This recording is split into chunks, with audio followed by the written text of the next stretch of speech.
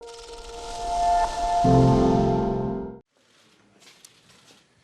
afternoon, everybody. Today, the entire world is appalled by the brutal murder of Jim Foley by the terrorist group ISIL.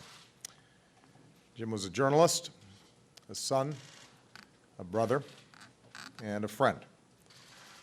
He reported from difficult and dangerous places, bearing witness to the lives of people a world away. He was taken hostage nearly 2 years ago in Syria, and he was courageously reporting at the time on the conflict there. Jim was taken from us in an act of violence that shocks the conscience of the entire world. He was 40 years old, one of 5 siblings, the son of a mom and dad who worked tirelessly for his release.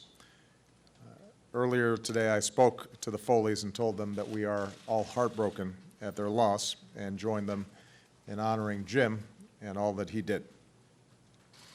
Now, Jim Foley's life stands in stark contrast to his killers. Let's be clear about ISIL.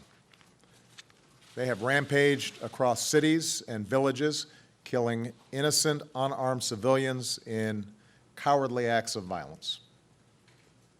They abduct women and children and subject them to torture and rape and slavery.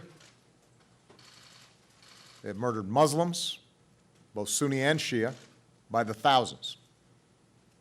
They target Christians and religious minorities, driving them from their homes, murdering them when they can, for no other reason than they practice a different religion.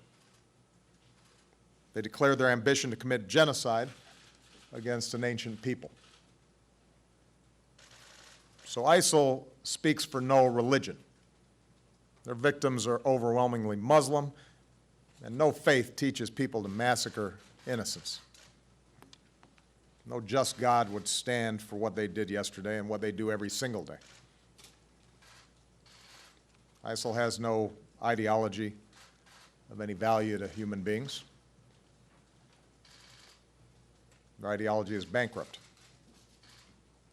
They may claim out of expediency that they are at war with the United States or the West, but the fact is they terrorize their neighbors and offer them nothing but an endless slavery to their empty vision and the collapse of any definition of civilized behavior. And people like this ultimately fail.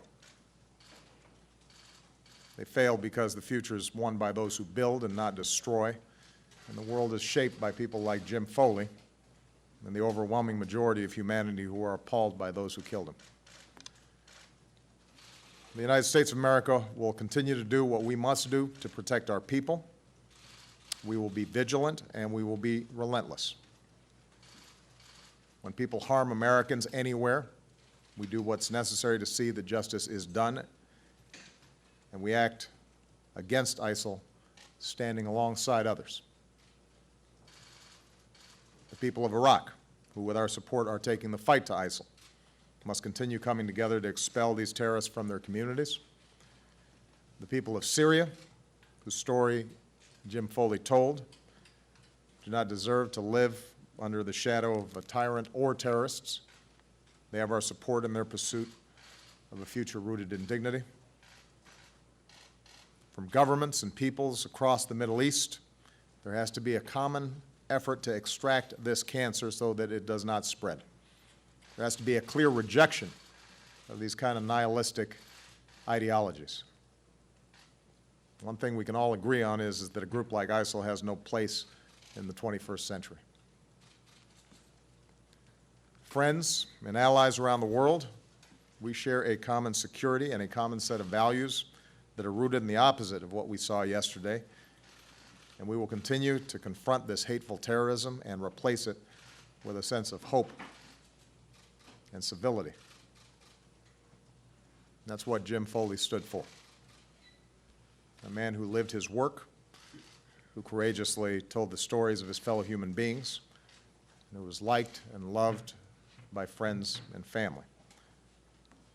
Today, the American people will all say a prayer for those who love Jim. All of us feel the ache of his absence. all of us mourn his loss. We keep in our prayers those other Americans who are separated from their families. We will do everything that we can to protect our people and the timeless values that we stand for. May God bless and keep Jim's memory, and may God bless the United States of America.